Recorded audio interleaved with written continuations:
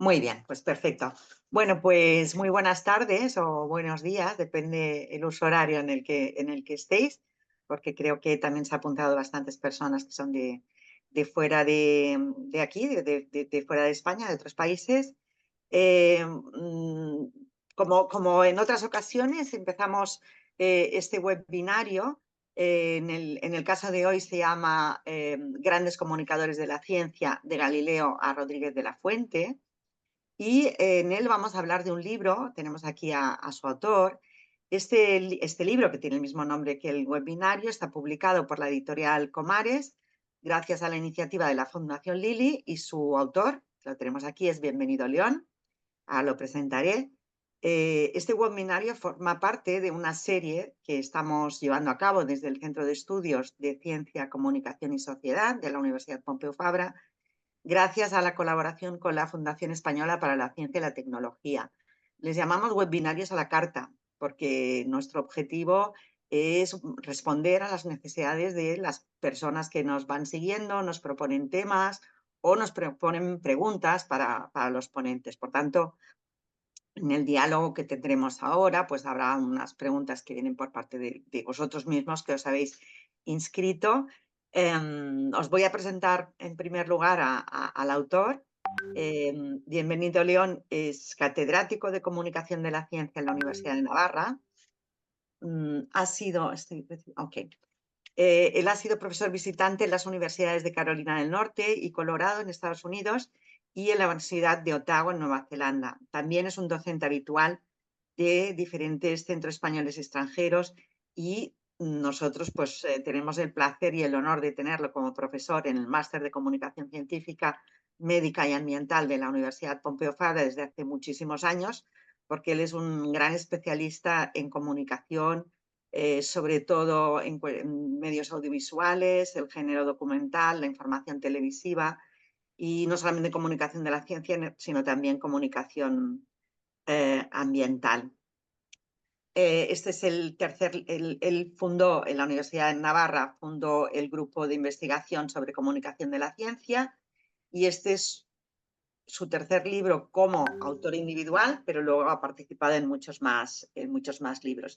Y también, para acabar ese perfil suyo, no sé si conocéis el Festival de Cine Científico Lab Me Crazy, y si no lo conocéis ya os invito a que lo busquéis en la web, y él fue el fundador y el director de este festival.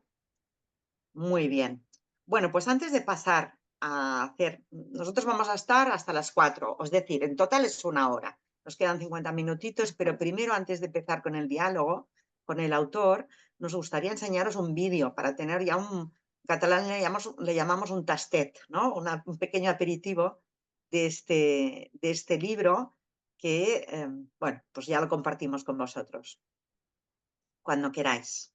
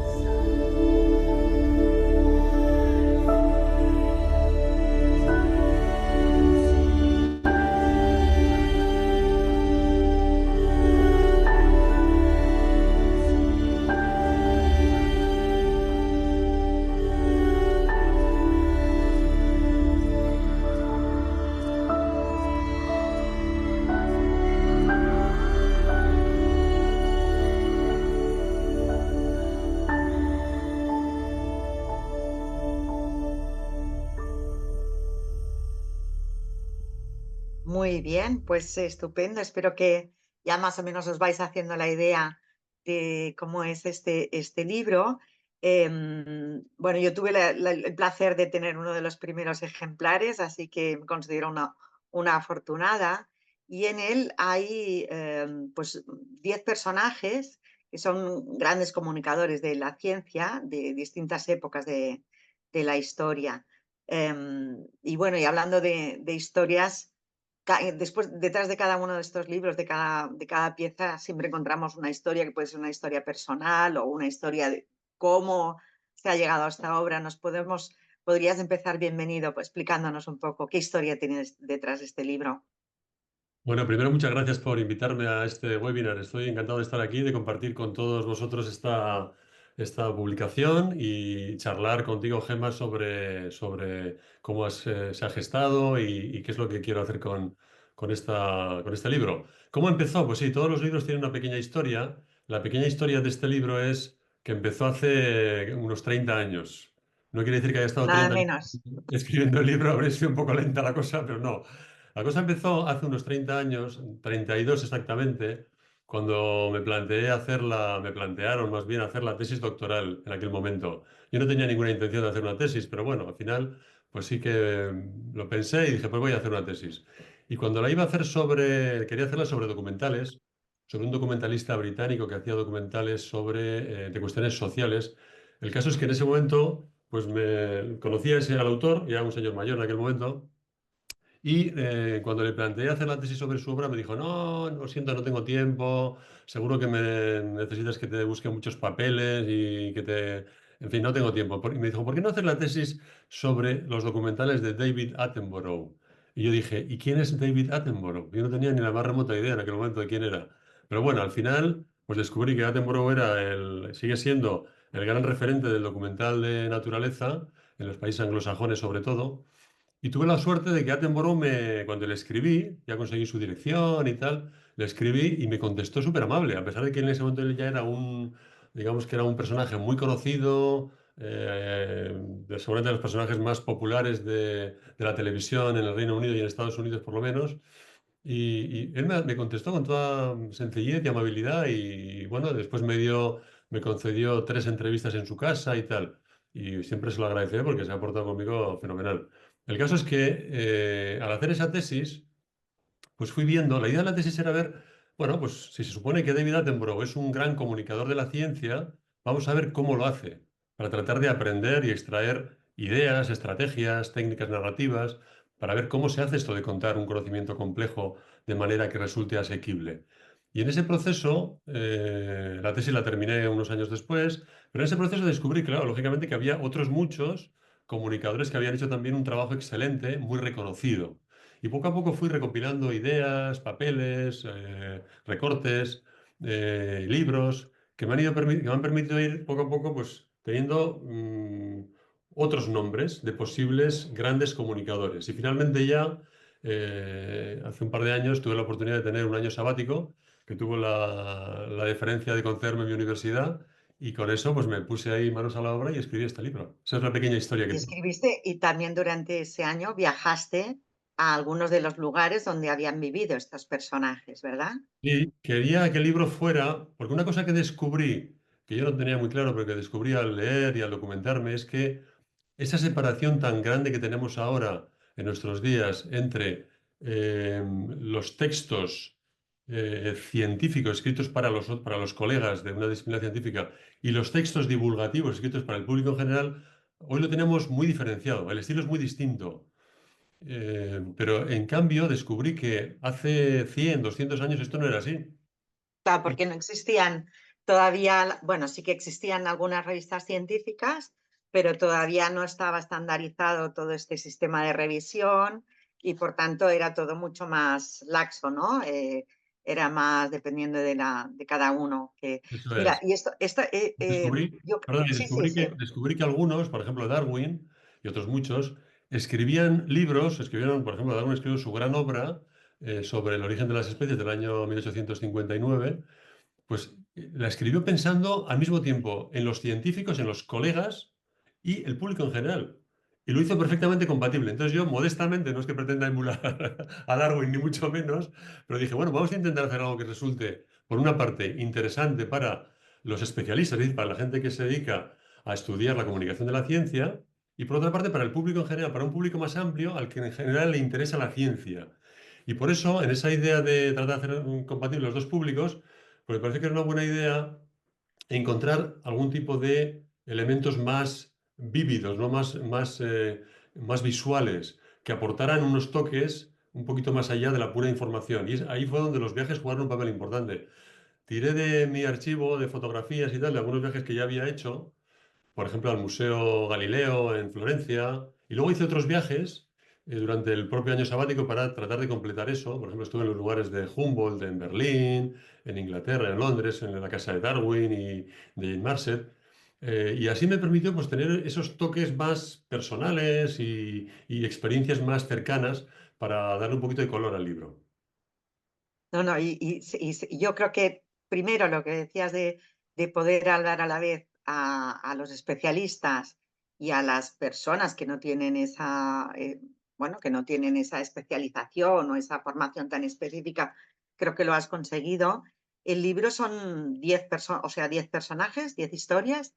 En cada uno de los capítulos hay una parte que es como más biográfica, que explica pues el entorno en el que creció aquella persona, y sus logros un poco, pues quizás más científicos, etcétera, su biografía. Y por otra parte hay un análisis, que en esto yo creo que lo agradecemos muchísimo todos los comunicadores, de cuáles eran su estilo narrativo, sus recursos de comunicación. Vamos, una de las preguntas que nos hacían aquí entre alguno de los participantes tenía que, bueno, nos decía, pero no sé si le hemos contestado a medias o podemos añadir un poco más, ¿no? Nos decía, ¿cómo te documentaste para obtener información sobre la vida de estos profesionales? Yo creo Pues más o sí, menos está contextado, pero si quieres un poquito añadir más algo. sí. La verdad es que todos son grandes personajes, muy conocidos y muy estudiados. Todos han sido muy bien analizados en sus textos, desde diferentes puntos de vista. Muchos son muy conocidos como, lógicamente, como grandes científicos que son, pero tal vez su faceta de divulgadores es menos conocida. De estos 10 personajes, hay aproximadamente, pues yo creo que son 6 o 7 que son grandes científicos y también son grandes comunicadores, pero no están tan reconocidos como comunicadores. Esa es la pequeña aportación del libro. De alguna forma, reivindicar que además de grandes científicos son grandes comunicadores también. Entonces, sobre esos autores, perdón, sobre esos sí, autores también, esos personajes, hay mucha literatura, ¿no? Y entonces lo que he hecho ha sido acudir a estudios que ya se han realizado y luego también acudir a las fuentes originales, a sus propios textos, sus vídeos, sus obras de audio y tratar de analizarlos con diferentes microscopios, por decirlo así, ¿no? Con diferentes lupas, ¿no? Y, la lupa de la retórica me ha venido muy bien, la lupa de la narrativa, de la teoría narrativa, y con esas herramientas he tratado de explicar por qué, explicar los porqués. De acuerdo, tenemos que Rodríguez de la Fuente es un gran comunicador, pero ¿por qué? ¿Cómo lo hace? ¿Cuáles son sus estrategias narrativas, sus técnicas narrativas? ¿Por qué eso funciona? ¿Por qué eso ¿cuál es la explicación? Tratar de profundizar un poquito. Esa es la idea. Yo realmente esa parte, bueno, todo me ha gustado, evidente, la parte biográfica, por supuesto, también, pero como profesional de la comunicación me ha encantado poder aprender muchísimo con tu libro, ¿no? De esas técnicas y esos porqués. Yo, si te parece, voy a simplemente leer la lista de los 10 nombres, porque sin el libro en las manos es difícil imaginarse de quién estamos hablando y seguimos, ¿no? O sea, tenemos Galileo Galilei, Jane Marcet, Alexander von Humboldt, Charles Darwin, Santiago Ramón y Cajal, Rachel Carson, Félix Rodríguez de la Fuente, Carl Sagan, Sir David Attenborough y Jane Goodall. ¿Qué tienen en común personajes tan aparentemente tan distintos como Galileo y Rodríguez de la Fuente, por ejemplo? Pues tienen en común, primero, una gran pasión por la ciencia, por las disciplinas que practicaban cada uno, ¿no? Eran apasionados y esa pasión la transmiten en sus escritos, en sus charlas, en sus conferencias. Y segundo, tenían también la convicción de que esto de comunicar la ciencia para el público en general vale la pena, que es una actividad relevante, que es importante hacerlo, que democratizar la ciencia no es ninguna tontería. Y eso, claro, hoy en día pues tal vez lo tenemos más asumido, más o menos, todavía hay mucho Más o camino menos, por iba a recorrer, decir, ¿no? porque hoy en día se persigue mucho el hecho de que debería ser parte de la actividad, de la actividad científica, pero no todos los investigadores o todas las personas que se dedican a la ciencia lo tienen tan claro. Es verdad, todavía nos falta mucho camino por recorrer, pero fíjate, cuando Galileo comienza a digamos, a dejar claro que a él sí le interesa comunicar la ciencia para el público, para un público amplio, pues imagínate cuál sería la situación, ¿no? En 1600 y pico, cuando él publica muchas de sus obras, no las publica en el latín, que era la Exacto. lengua vehicular del conocimiento en el momento, sino que las publica en el italiano de la época, eso es un claro indicador de que él tenía intención de que su obra llegara a un público amplio. De hecho, también lo escribe en algunas de sus cartas y de sus obras, ¿no? Que él tenía ese interés en democratizar la ciencia. Yo creo que al final todos estos personajes han conseguido algo que es muy importante y es cambiar la forma en que vemos el mundo, la forma en que entendemos el mundo, nada más y nada menos. Fíjate, ¿eh? Es una frase, yo soy consciente de que es una frase arriesgada y muy rotunda, pero es que es verdad. Si vamos uno por uno de los personajes, todos han conseguido cambiar como la forma en que entendemos el mundo con esa comunicación, ¿no? Comenzando por Galileo, fíjate. Galileo se jugó el pescuezo y de hecho terminó en arresto domiciliario de por vida por decir que la Tierra no era el centro del universo, como en aquel momento se Sí. aceptaba por parte de todo el mundo, ¿no? Y así Bueno, en fue este caso nos hacía cambiar nuestra forma de ver el mundo, pero también incluso el universo, ¿no? No solamente el exacto, planeta, ¿no? exacto. Y así uno por uno, pues podíamos ir viendo cómo con su comunicación pública Mm. hacia la sociedad han conseguido que cambiemos la forma de entender el mundo. Es algo absolutamente, vamos, muy importante. En el caso, por ejemplo, de Félix Rodríguez de la Fuente, que, bueno, yo no sé si fuera de los que estáis aquí y que no sois de España, seguro que muchos lo conocéis también, pero por si no lo conocéis, fue un personaje que se hizo bueno, muy, muy conocido porque dirigió y presentó un programa de televisión en la única televisión que teníamos por entonces, que en España, que se llamaba El hombre y la tierra. Y bueno, aparte que despertó vocaciones a mí, por ejemplo, en mi colegio, como era de la época esta que se veía los miércoles El hombre y la tierra, al día siguiente lo comentábamos en clase, en la clase de biología, y fue una de las cosas que a mí me hizo despertar mi vocación científica. Pero bueno, tenía otras muchas particularidades y él también consiguió cambiar nuestra forma de ver el mundo, ¿verdad? Completamente, completamente.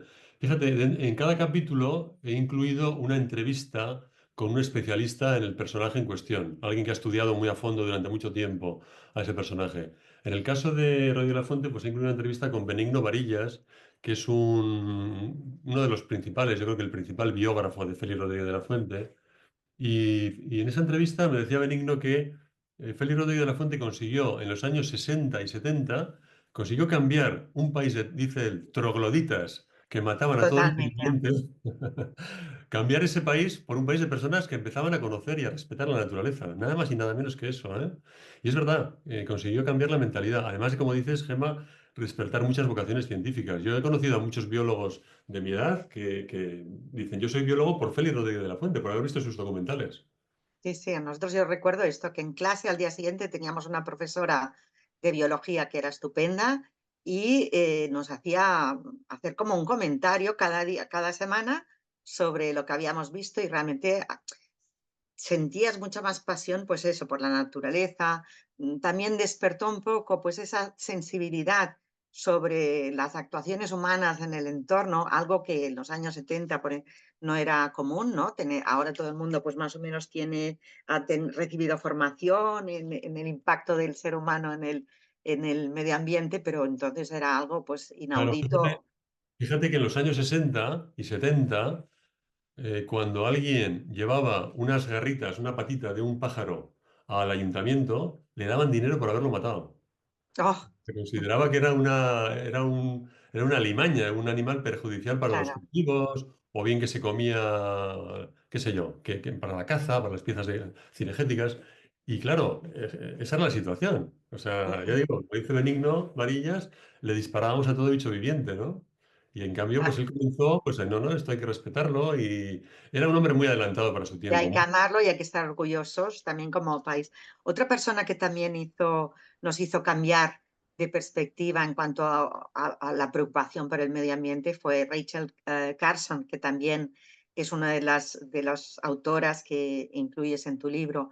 A mí me gustaría, si podemos hacer una mirada a esas mujeres que aparecen en tu libro, a Jane Marcet, Rachel Carson y Jane Goodall, y un poco en torno a sus situaciones especiales, porque todos los personajes de los que hablas, todos ellos tienen biografías impresionantes, todos son aventureros, todos quieren cambiar el mundo. Pero en el caso de las mujeres, ¿qué hechos particulares piensas que podemos destacar? Pues yo creo que las tres son mujeres extraordinarias, con una valentía fuera de lo común y con una, además, una tenacidad y con una capacidad asombrosa. Comenzando por Jane Marset. Jane Marset es una escritora que fue autora de auténticos bestsellers sobre ciencia, pero estamos hablando de finales del siglo XVIII, principios del XIX. Algo que, vamos, hoy no es fácil publicar un bestseller sobre ciencia, pues en aquella época imaginemos cómo sería de complicado, Y ¿no? había pocas mujeres escribiendo, y mucho menos de temas científicos o que o quizás algo de salud sí que había, pero de otros temas que no fueran estrictamente salud, era algo totalmente excepcional. Totalmente. Ella estaba casada con un médico que, gracias a una cuantiosa herencia que recibió, se pudo dedicar a su hobby, que era la química. En aquella época la química no era una especialidad profesional, sino que era prácticamente un hobby de las clases adineradas, ¿no? Que podían permitírselo. Su marido se dedicaba a la química y ella acudió a conferencias que se pronunciaban para el público, a las que sí aceptaban a mujeres, cosa que no ocurría en todos los foros de la época. Sí permitía la entrada de mujeres, y Jane Marset acudió, pero se dio cuenta de que ella no tenía la formación adecuada para entender esas conferencias, conferencias de químicos de la época, porque en aquella época las mujeres tampoco tenían acceso a las universidades, no había una formación reglada, académica para las mujeres. Y ella encontró digamos que tuvo esa visión de, voy a escribir libros donde las mujeres podamos ayudarles a entender esas disciplinas científicas. Comenzó por la química, un libro que se llamó Conversaciones sobre Química, que fue un auténtico bestseller no solo en Inglaterra, sino en Estados Unidos y en otros países también. Se tradujo a muchísimos idiomas y fue un exitazo de ventas en todo el mundo. Y luego publicó libros sobre otras disciplinas, conversaciones sobre eh, filosofía política incluso, ¿no? O sea, temas muy diversos sobre los que ella escribió. Una mujer absolutamente extraordinaria. Por cierto que en Londres, uno de los lugares que visité, que me encantó verlo, fue el auditorio en el que Jane Goodall asistía a esas conferencias, que está intacto. Está en la eh, Royal Society for, ¿cómo se llama? No, no me recuerdo ahora el título. La ¿Jane Royal Goodall o Jane Marset? Jane Marset, no recuerdo el nombre ahora. La Royal Institution of Great Britain, así se llama, Royal Ok. Institution of Great Britain. Está en el centro de Londres, se puede visitar. Hay además un pequeño museo de Faraday, que fue uno de los grandes participantes en las conferencias, pero estar ahí en el mismo sitio, en esa misma auditorio donde hacían sus experimentos Faraday, donde Jane Marset acudía a escucharlas, donde han acudido después todos los grandes comunicadores, incluyendo, por cierto, a Carl Sagan, otro de los personajes del libro, que también dio una serie de charlas allí. Bueno, pues fue una cosa muy bonita, ¿no? Y yo lo recomiendo a todo el mundo visitar ese teatro, esas instalaciones. Lo mismo que la casa de Charles Darwin, que está en las afueras de Londres, un sitio turístico muy poco visitado, porque yo pude comprobar, y es fantástico. O sea, conserva las habitaciones tal cual, tal como las vivió Darwin, su invernadero donde hacía los experimentos, un sitio precioso. Pero No estábamos me hablando de las digas. mujeres, que me estoy yendo por las ramas. La siguiente mujer, Rachel Carson. Rachel Carson vivió ya en el siglo XX y su gran aportación, por la que es más conocida, es el libro Primavera Silenciosa, que fue un libro publicado en el año 61 y con el que ella consiguió algo muy importante. No solo cambiar la forma de entender el mundo, como hemos dicho antes, sino incluso cambiar el mundo, literalmente. Porque lo que hizo fue que a partir de ese libro donde ella denunciaba el efecto terrible de los pesticidas químicos sobre la naturaleza, consiguió que esos pesticidas se prohibieran, sobre todo el famoso DDT, que estaba destrozando todo el mundo, ¿no? Toda la naturaleza. Ella publicó ese libro donde denunciaba ese uso, se generó una enorme polémica a partir de esa publicación y claro, la industria química reaccionó con todas sus armas, ¿no? Con todos sus pesos pesados, ¿no? La denunciaron por, en fin, poco rigurosa, por estar diciendo, por querer acabar prácticamente el uso de cualquier tipo de pesticida, cosa que ella no defendía. Bueno, y eso generó una polémica que al final le vino muy bien al libro, porque vendía muchos ejemplares. Su influencia fue muy grande hasta el punto de que la administración norteamericana, después de eso, prohibió el DDT, poco tiempo después. Y finalmente, a partir de ahí, otros países también lo hicieron. Hoy en día está prohibido, excepto con alguna utilización concreta para terminar, por ejemplo, con el mosquito de la malaria. Lo cierto es que, bueno, fue un cambio radical. Jane Marcet, una mujer que además tiene una peculiaridad y es que ella estudió una carrera de estas que estudian en las universidades americanas, que son poco frecuentes en España, por ejemplo, que es una combinación, en su caso era de literatura y de ciencia. Cosa que aquí Mm. pues, no nos parece un poquito raro, ¿verdad? Pero sí, ella Y estudió ahora ahora empieza a haber alguna posibilidad de estudiar grados así y híbridos fíjate, entre, sí. fíjate que si estudiamos un poquito sus libros, sobre todo este libro que decía de Primavera Silenciosa, pues que exactamente su gran fortaleza seguramente es esa excelente combinación de literatura de un estilo excelente y de ciencia muy rigurosa.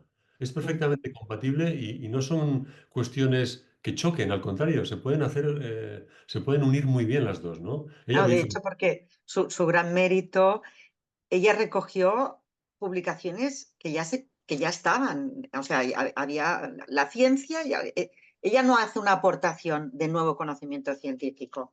Lo que hace es aquel conocimiento científico que estaba enterrado en revistas científicas que solamente leían unas poquitas élite académica, lo recoge todo y lo explica de manera que es atractivo, utilizando muchos recursos literarios y claro, al final el libro de Primavera Silenciosa lo puedes leer, tengas o no tengas conocimientos científicos, porque es precioso, es muy bonito.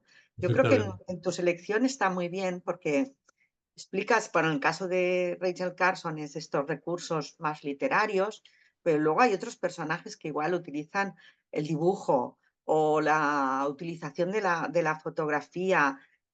No sé si hay algunas, si con estos, en este libro tú crees que podemos encontrar más claves para comunicar la ciencia.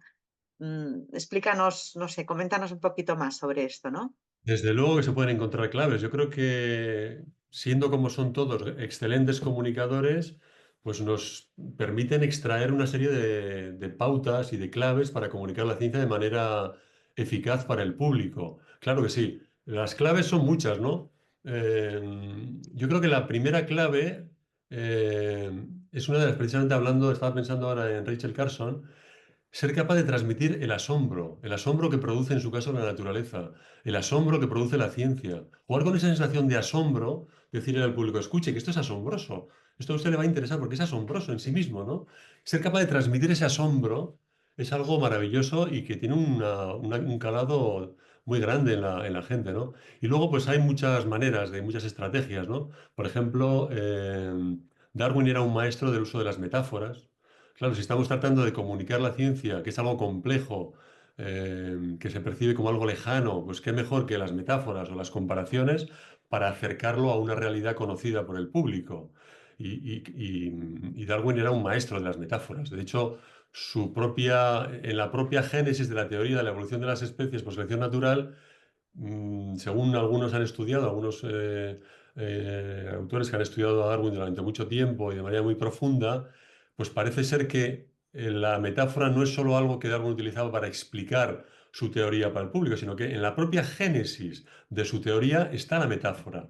La propia selección es una metáfora y así podríamos profundizar más en los elementos de ese proceso que él señala, que él identifica y la metáfora forma parte de de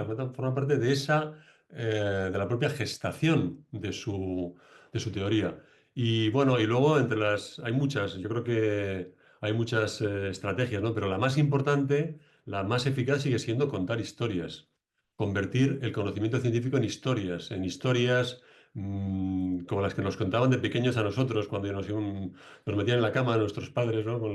Con el cuento, pues sí, convertirla en historias. Eso también tiene muchos problemas y efectivamente, en el libro he planteado, señalo algunos de los problemas. Claro, no se trata de desvirtuar la ciencia convirtiéndola en cuentos de hadas, pero la estructura de las historias, lo que son los pilares fundamentales que constituyen una historia, eso es perfectamente aplicable a contar la ciencia de manera rigurosa. Es compatible construir una historia a partir del conocimiento científico y que eso no desvirtúe la ciencia, eso sea conocimiento riguroso. Esa me parece que es la estrategia fundamental, contar historias. Luego hay otras estrategias que también describes en algunos de ellos, como por ejemplo la utilización de los diálogos, ¿no? Los diálogos entre la persona que sabe, entre la persona que tiene el conocimiento más técnico y la persona pues que no sabe de ese tema y que tiene un papel ahí como más inocente, ¿no? Y en esos diálogos yo creo que explicas, ¿no? Que los utilizaba Jane Marcet y también Galileo. Eso Mm, es. El diálogo es una estrategia, más bien un formato, podríamos llamarlo, muy eficaz para contar la ciencia. Claro, los diálogos ya los conocemos desde Platón, ¿no? O sea que no es que Galileo inventara el diálogo, pero sí le dio, de alguna forma, una nueva dimensión al diálogo, porque él, cuando escribe su famoso diálogo sobre la pluralidad de los mundos, él establece un diálogo entre tres personajes. Él trataba de demostrar, o trataba de más bien de difundir la idea, que era una idea ya publicada antes por Copérnico, de que la Tierra no es el centro del universo, y sabía que eso le iba a proporcionar muchos enemigos en aquel momento, ¿no? Comenzando por la Iglesia, ¿no? Que en aquel momento defendía que, efectivamente, que la Tierra era el centro del universo, ¿no? Y consideraba una herejía decir lo contrario, ¿no?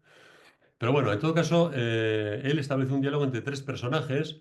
Uno era alguien que representaba al propio Galileo, una persona abierta que defendía esa teoría heliocéntrica, ¿no? Por otra parte, estaba un personaje que representaba el conocimiento más recalcitrante, más conservador, que defendía los postulados de Aristóteles todavía, que era, por otra parte, lo que la mayor parte de la gente consideraba en ese momento. Y luego había un tercer personaje que es alguien como más abierto, que no sabe mucho de ciencia, alguien con quien probablemente se podía identificar buena parte de los lectores.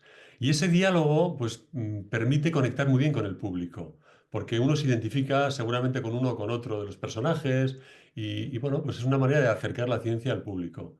Y Jane Marcet hizo algo parecido también con sus diálogos. También establecía diálogos, por ejemplo, en conversaciones sobre química, establecía un diálogo entre una profesora y dos estudiantes, dos alumnas más jóvenes.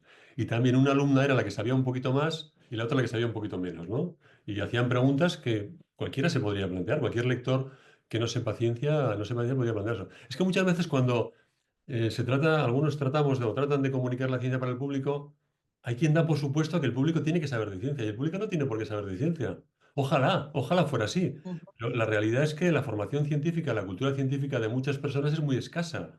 Y tenemos que jugar, yo creo, para hacer una buena comunicación de la ciencia, se trata de hablar desde el púlpito, ¿no? Desde el púlpito del que sabe hacia los que no saben. Eso sabemos que no siempre funciona y yo creo que funciona poco. Se trata más bien de ponerse en la piel del espectador, del público, del lector, para contarle la ciencia de manera que le va a interesar. Pues Por el motivo por el que le va a en lugar de interesar. hablar desde el púlpito, hay que hablar desde el pálpito del corazón que tienes que hacer, que acelerar ese ritmo del corazón y compartir esa emoción. Oye, y luego, por ejemplo, de los autores o de los comunicadores que utilizan más el medio audiovisual, ahí yo estoy mirando, por ejemplo, Carl Sagan o David Attenborough, ¿tienen rasgos comunes a la hora de comunicar? ¿Tienen sus estilos particulares? ¿Qué es lo que crees que, por ejemplo, Carl Sagan, en qué era maestro a la hora de comunicar y en qué era maestro Attenborough? Por ejemplo, Carl Sagan era un personaje que es muy conocido por su serie de televisión Cosmos del año 80, pero él era mucho más que eso. Él era un personaje extraordinariamente polifacético. Él le pegaba a todos los palos. Escribía libros, escribía muchísimos artículos divulgativos en revistas, hablaba en televisión, en un programa de noche, en un talk show nocturno. eh, y precisamente se hizo famoso a partir de sus primeras intervenciones en ese programa se llama el show de esta noche, The Tonight Show. Ahí tuvo tal éxito, tenía tal capacidad de traspasar la pantalla, al parecer, que consiguió que lo convirtiera en un colaborador habitual de ese programa, ¿no? Y llegaban millones de personas en ese momento. Claro, en ese momento la televisión todavía lo es, pero cada vez menos, era el medio hegemónico, ¿no? Entonces, pues Sagan era un showman de la ciencia. Yo lo he titulado en su capítulo como un showman de la ciencia, porque era un verdadero showman. Aparte de un talento comunicador extraordinario, hay una anécdota que refleja muy bien ese talento, y es que en un momento dado de su vida, él hacía tantas cosas que no se sabe de dónde sacaba el tiempo. Porque no solo escribía y hacía obras audiovisuales y escribía para el público, también hacía artículos científicos, muchísimas publicaciones científicas. Su nivel de publicación científica es extraordinario. Incluso si solo se hubiera dedicado a eso, habría sido un nivel muy, muy, muy alto de publicaciones, ¿no? Pero bueno, no solo de cantidad, sino de calidad. Era un extraordinario científico y un extraordinario comunicador. Pero una vez, con esa gran cantidad de cosas que hacía, se plantó en un momento en el que tenía que entregar un libro, el original de un libro, al cabo de unos días, y no lo había escrito. Y al mismo tiempo tenía un problema porque tenía que llevar a su familia, a sus hijos, de vacaciones. ¿Y qué es lo que hizo Sagan? Pues dice que, cuenta él cuenta en uno de sus biógrafos, que lo que hizo fue, sencillamente, irse de vacaciones al otro extremo del país, a la costa, estaba en la costa este, pues fue hacia la costa oeste. Y dice que simplemente iba conduciendo el coche, puso un dictáfono a grabar y lo iba dictando el libro según conducía. Y así fue, así hizo el libro. Así hizo el libro. Aprovechó el viaje. Increíble. Resolvió el problema, ¿no? Fue capaz de llevar a sus hijos de vacaciones y entregar su libro. Eso es un talento, evidentemente, extraordinario. Entonces, ¿cuál sería la característica fundamental de Sagan? Pues yo creo que son muchas, pero yo creo que sería esa, esa, esa capacidad de convertir en algo, en algo muy, muy atractivo, en un show en el buen sentido de la palabra. Yo creo que es un show, pero en el buen sentido, en algo que conecta con el público, que encaja perfectamente en la televisión, algo que conecta con el público. Su serie Cosmos fue muy innovadora en el momento, porque consiguió tratar un tema enorme, como es bueno, su viaje por todo el universo, el origen del universo, qué sé yo. Y al mismo tiempo es una serie muy rigurosa, que utilizaba además las tecnologías más avanzadas del momento. Ahí también contó con un excelente equipo, porque claro, él hacía sobre todo los guiones y la presentación, pero tenía unos técnicos y tenía un productor que venía de la BBC, que era, digamos, de primera división también, ¿no? Y así fue, la serie más vista en el mundo, más de 500 millones de espectadores, ¿no? En aquel momento. David Attenborough, pues David Attenborough, pues David Attenborough también tenía un equipo tremendo y muchos recursos para hacer sus documentales, que eso también es algo. Está la persona, evidentemente, que es la que es importante en este libro, pero también hay que reconocer que detrás hay una televisión que apuesta fuerte y que le da recursos y tiempo y meses para hacer un documental, ¿no? sí, sí, años, efectivamente, tiene mucho tiempo para hacerlos. Pero fíjate que al principio no era así. Cuando Attenborough comienza en los años, nada menos que años 50, estamos hablando de los años 50, ¿eh? Cuando empieza a hacer documentales Attenborough para la BBC.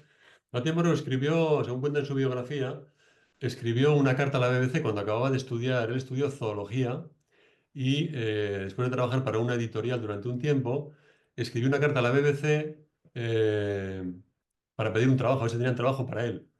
Y la BBC en ese momento era sobre todo radio, era el medio hegemónico. Le contestaron diciendo, no tenemos trabajo para usted en la radio, pero hay una cosa nueva que se llama televisión que igual le interesa a usted. Y al parecer, Qué ahí fue bueno. el comienzo, y comenzó a hacer documentales en la BBC, pero el presupuesto era muy pequeño, porque la BBC de Televisión era una empresa pequeña con poco presupuesto, porque la radio se lo llevaba todo. ¿Qué es lo que hizo él? Tuvo una idea muy brillante que fue asociarse con el Zoológico de Londres para, en esas expediciones que el zoológico llevaba a cabo en diferentes países del mundo para capturar animales para su zoológico, pues él fue con un solo cámara, iba el cámara y él, y filmaban cómo el zoológico de Londres capturaba a los animales. Y con eso hizo los primeros documentales. La serie se llamó Zoo Quest y duró muchos años, casi una década al menos duró. Y a partir de ahí ya pues fue consiguiendo poco a poco más audiencia ese tipo de documental. Al principio no tenía mucha audiencia los documentales de naturaleza, de animales, no tenían mucha audiencia. Pero poco a poco, pues fueron notándolo fueron desarrollando una capacidad de contarlo de una manera muy especial.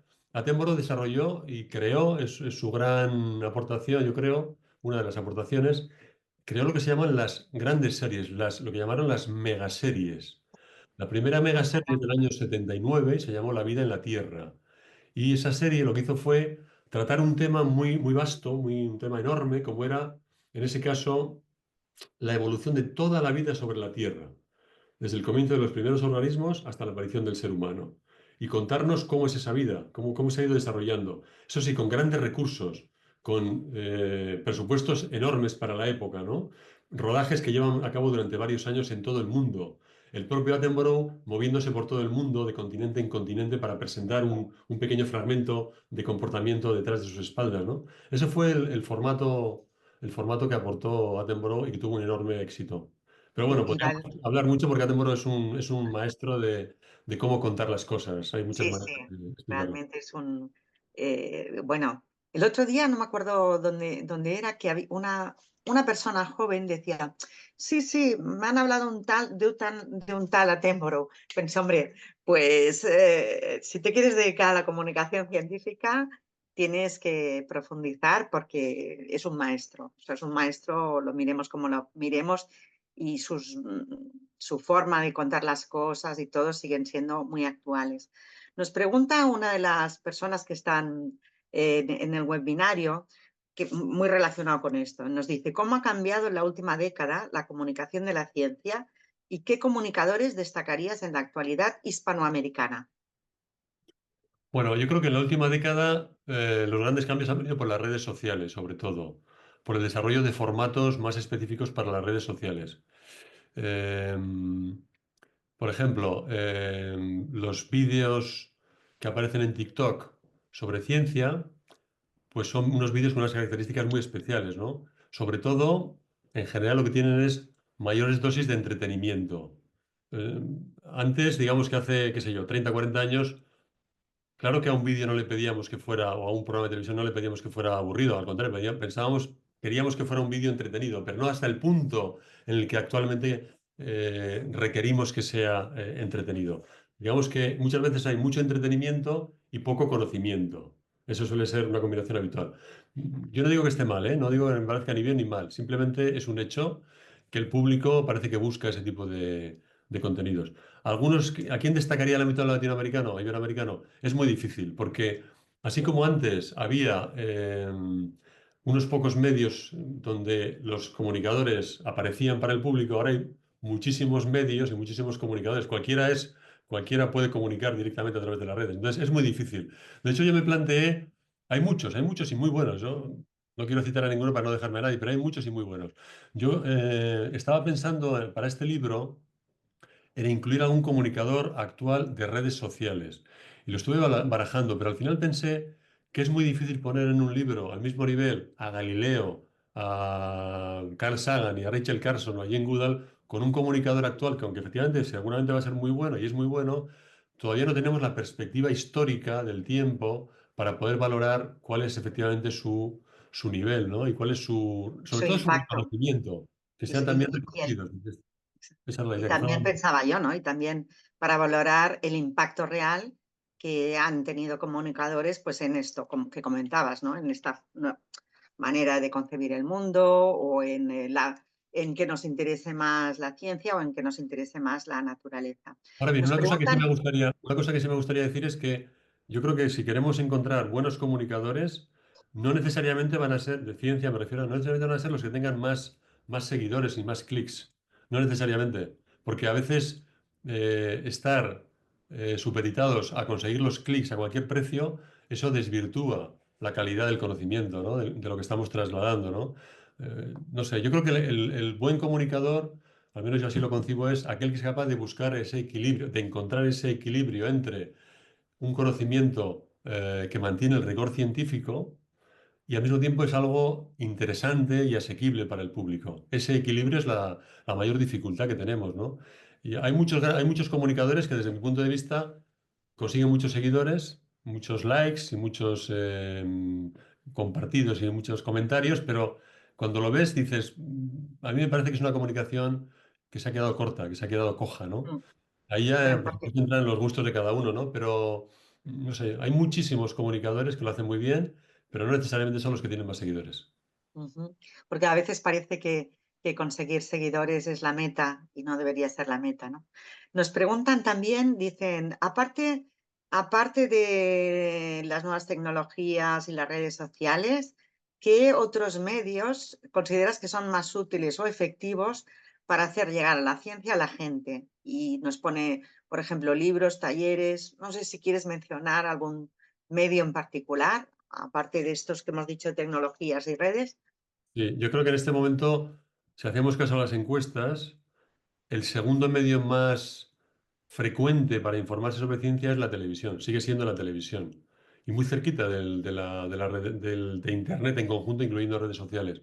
Entonces creo que la televisión sigue siendo un medio imprescindible comunicar la ciencia. Ahí sigue teniendo un papel muy importante la televisión pública. La televisión pública en España hacen un buen trabajo, yo creo, las televisiones públicas con programas sobre ciencia. En otros países de Latinoamérica también me consta que hay programas excelentes sobre ciencia y tienen la gran fortaleza de que llega a una audiencia muy grande, llega a un público muy amplio, ¿no? Ahora, yo creo que hay que intentar comunicar la ciencia por todos los medios posibles. Mm. ¿Por qué vamos a dejar algún medio de lado? Pues no, pues tenemos que comunicarla a través de la televisión, a través de la radio, a través de las El revistas, podcast y de libros, podcast. como en tu caso, por ejemplo, ¿no? Cómo dirías que está actualmente, ¿no? El mercado de la publicación, o la publicación de libros de divulgación científica. ¿Estamos estamos en un buen momento o en Yo creo que España, estamos por ejemplo? creo que estamos en un buen momento. Se publican muchos libros y hay muy buena distribución. Otra cosa es cuántos libros se venden.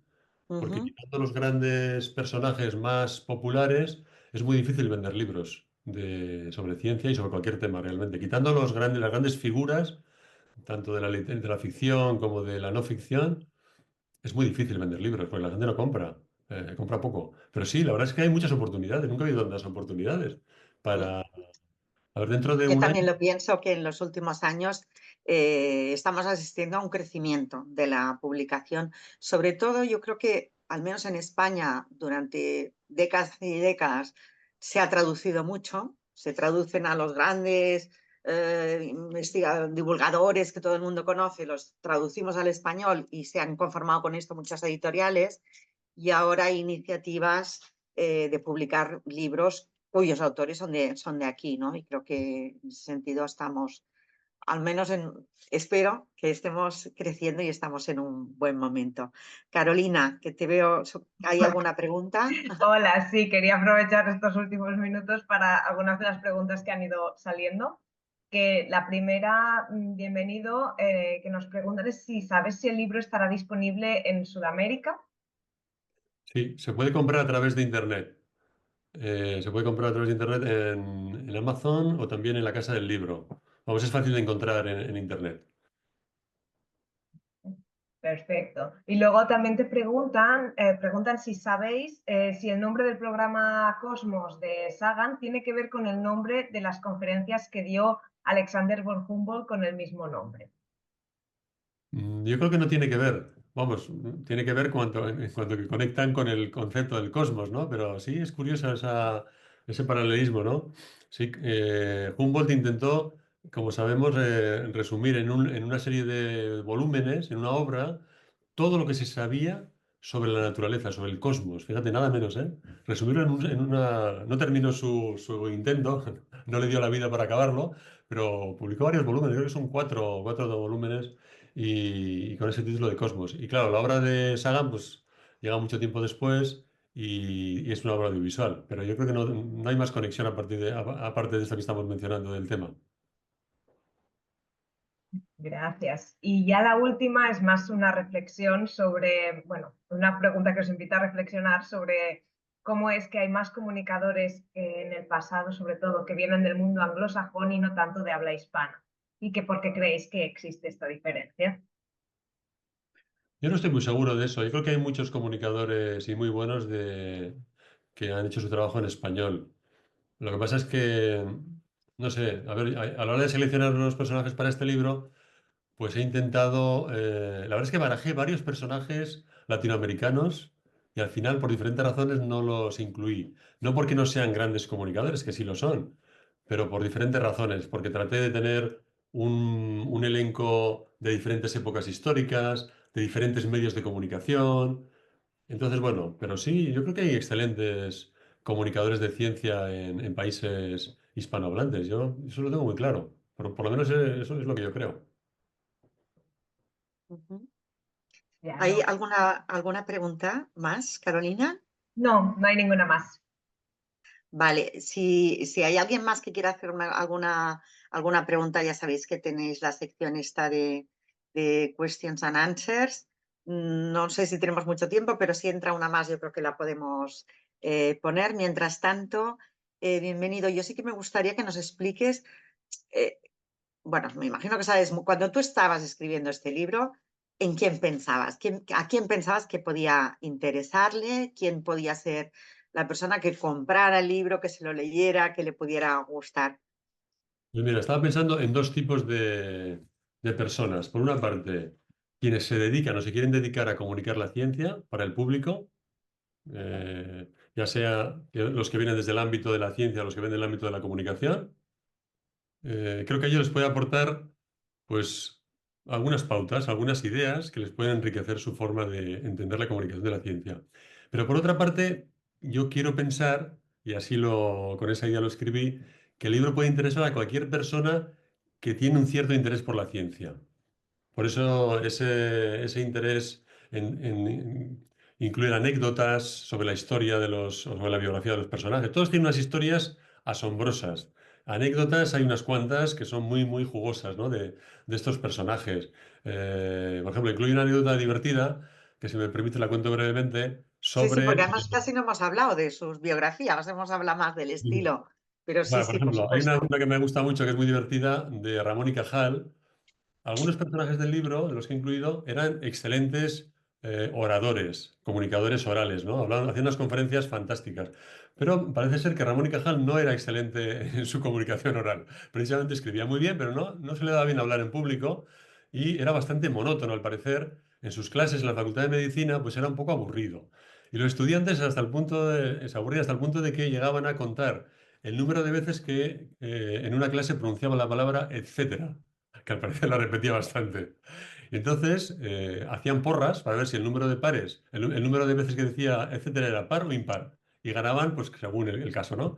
Y en una clase cuentan que terminó Cajal diciendo su buenas tardes, aquí terminamos y hoy ganan los pares. O sea que él también iba con la cuenta y Él ya también lo jugaba sabía. con los... Hay muchas anécdotas divertidas que espero que ayuden a darle ese toque, no sé, como unos pequeños toques de color que ayuden a hacerlo divertido, interesante, asequible. Seguro que sí. No, ya, yo creo que es un buen, o sea, es un libro que se puede regalar en Navidades, ¿eh? Parece que estoy aquí yo haciendo de vendedora, pero es que yo de verdad que lo he disfrutado tanto y además que se lee rápido, tanto si eres profesional o no, yo creo que son historias de personas que algunas de ellas realmente han tenido unas aportaciones científicas que nos han hecho cambiar el mundo y cambiar nuestra manera de verlo, que como comunicadores realmente, si nos dedicamos a esto, pues tenemos que conocer esas técnicas y un poco sus contextos. Y bueno, yo creo que, bueno, es que había una persona que me parece que había levantado la mano, pero no sé si ha entrado su pregunta. Si no, yo creo que lo mejor Sí, es que... Sí, Carolina. acaba de entrar. Ah, sí. Pregunta por la función social del comunicador científico. ¿Cuál consideráis que es la función social del comunicador científico o comunicador científico? Pues yo creo que Gracias. es una labor muy importante, es una labor clave. ¿Por qué? Pues porque el comunicador científico tiene sobre sus hombros la responsabilidad de trasladar al público un conocimiento que le va a ayudar que le va a ayudar a los ciudadanos a entender mejor ese mundo en el que vivimos.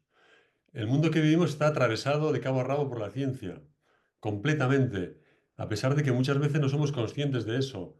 Es más, en este momento hay un asunto muy importante que es la desinformación sobre ciencia. Bueno, desinformación en general, pero también sobre ciencia.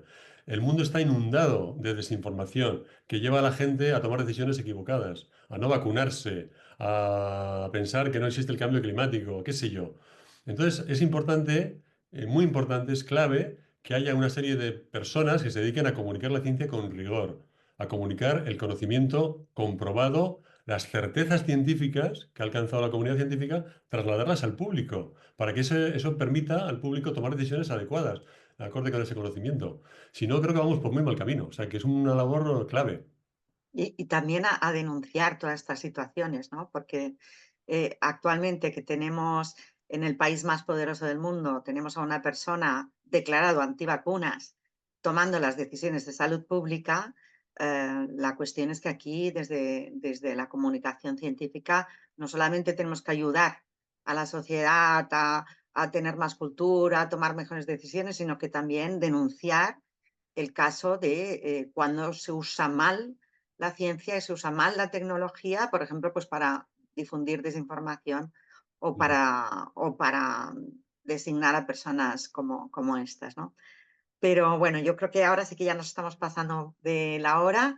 Ha sido un placer tremendo poder conversar contigo. Bienvenido. Se nos ha pasado, Gracias a bueno, vosotros.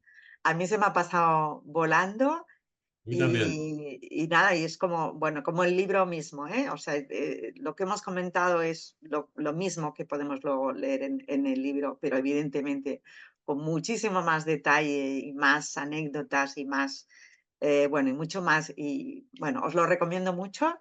Y nada, pues nos vemos prontísimo. Muchísimas gracias. Bienvenido. No, muchísimas gracias a vosotros, encantado. Ha sido una charla muy, muy divertida, muy amena y gracias a todos los participantes por estar ahí y espero que les guste el libro. Muy bien, muchas gracias. Gracias.